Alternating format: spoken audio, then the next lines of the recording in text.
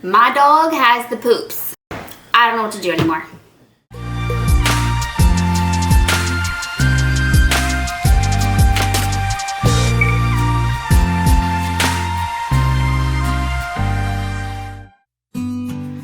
My name is Haley and I'm owner of Arrowhead Bulldogs, and that is like one of the most questions I get asked is my dog has diarrhea and I don't know what to do. So I'm going to give you a few things that you could do. This does apply to, you can go from puppy to old dog stages, and most of these will still apply. So generally you want to stop and think, okay, what is causing the diarrhea? It's there for a reason, right? Is it a food allergy? Do they have a parasite? Do they need to be wormed? Do they contract something? But some of these things will help you eliminate what the cause is, if it's something that you need to call your vet about. And you probably should call your vet anyway. It's super simple to take a poop sample and drop it off. You usually don't have to pay for a vet visit. You can just literally get like a Ziploc baggie, pick up the poop and take it in. It can be covered in litter, could be covered in grass or hair. They don't care. They got ways to make that better. So that's always a good place to start. But sometimes you're like, you know, they're not acting sick. They have the poops and I don't know what's going on. So these are some of my go-tos. One of the first things that I generally do is think back, okay, how long has it been since they've been wormed? Do not be afraid of worming your pet. It's something that you should be doing every 3 to 6 months on the regular. You can do it at home. You don't have to have the vet prescribed you something. I'm going to show you. This is technically goat wormer. However, it's the brand. It's the actual active ingredient is fenbendazole. Fenbendazole. I write it a lot. Fenbendazole. It has directions on the back. Like for 25 pounds, you start at like 0.6 cc's or mLs. For the dog or the cat, whatever it is. So you have to adjust it per weight. So what I do is I get all these little syringes off of Amazon for super cheap.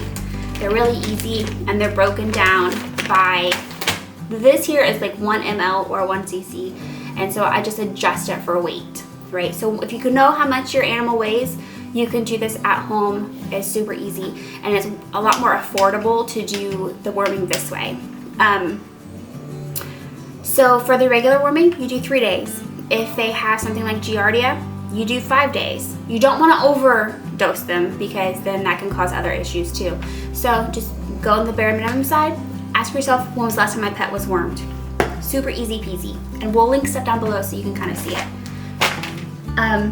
My second thing that I always start with, add in a probiotic. So you've already done the worming, then you start, okay, their gut is good. What else could be causing it? It's not a parasite. Where do I go next? That's when you're like, okay, that's when you start adding in the probiotic. It's not gonna hurt them. You can add it continuously. That's actually what I ask most of my bulldog families to do, is to keep on a probiotic, just because it covers so many great benefits. Okay, so the probiotic isn't necessarily helping. Let's go to the next step. Pumpkin. Pure pumpkin. I had a hard time finding, you can just get like the plain basic 100% pure pumpkin at any grocery store, but for a while there, after like the pandemic started, it was really hard to find. I don't know who was buying all the pumpkin, but they were. So I started getting these from Chewy. They just come in like these super easy little pouches, which is actually kind of nice because if you don't use like a whole can right away, these are nice because then they're all like pre-portioned and it's not too bad. So these are for dogs and cats. Side note, it's really good for hairballs. So if your cat's having issues with hairballs, add these in. You just rip it off, squirt it in. Depending on the size of the animal, depends on how much I put in or how much diarrhea that they're having. Because pumpkin is such a great source of fiber. So it's either gonna help them to poop or it's gonna help lessen their poop. So pumpkin is always something that I have on hand and I always suggest my buyers to get, especially if they have new puppies. Diarrhea is super common with new puppies when you bring them home just because they're stressed. So we have the wormer. Chances are if you have a new puppy, they've just been wormed. So then you go to the probiotic and then you go to the pumpkin. Those are my 3 main go-tos, right? Okay, so now we've been doing the pumpkin, we've been doing the probiotic, and it's not helping. Like there's still something is going wonky. So where do we go next? So this depends, okay? If it is like super bad and we haven't heard back from the vet yet, and I don't know what's happening, they just are having explosive diarrhea for no reason that I can think of, the vet doesn't know yet, then you technically can add a little bit of baby rice into their food. If your dog is grain sensitive, this is obviously not something that you want to do. However, you can add the baby rice in there and it'll help. It acts like a binding agent and it can help. Don't put too much because then you can go the opposite way and they can get constipated. So just be careful. And if your dog can handle grain, then this is something that you can try. I don't have like a measurement on it. I just kind of sprinkle it on and eyeball it. I'll mix it in with some water, or I'll mix it in with the pumpkin and the probiotic. Like I'm doing all the things. So those are just some things to keep in mind. This is something that my vet suggested, and I was like, okay, great, I'll try it. And then I realized that I could get it online for a lot cheaper than what he was charging me. It's called Probiotic. Let me see if I can read it here. It is digestive health and probiotic supplement to support intestinal health, contains the ingredients, and it is chicken flavored. So you can actually use this for dogs or cats, and it has like a little weight amount that you do. You just spin the little thingy down per animal. Just spin it down. That way you can measure it out properly. And then when you finally get it to the end, you pop off the cap, and that's as far as it goes. It does ooze out a little extra, so be prepared for that. That way when you put the cap back on, it's not yucky.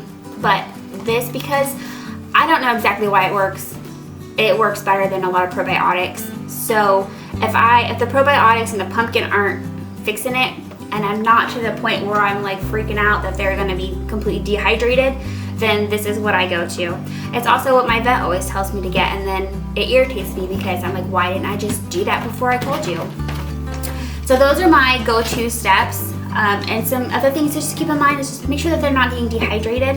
You know, if you have to use like clear electrolytes, you can do that. If they're not getting enough fluid, you want to get them before they're extremely dehydrated. That's the biggest thing. So if you've done the fecal sample with your vet, if you're doing the deworming on a regular basis, and the pumpkin and the 9 times out of 10, the pumpkin and the probiotic, and then the Probiotic, those 3 would generally clear it up. If it's not clearing up and they don't have a parasite, you want to go back and take a look at like, what have they been exposed to?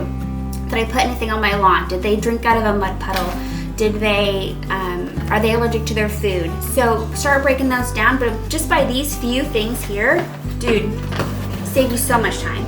So just try those. If you have any other tips that has helped you, let us know down below, and let me know if you have any questions.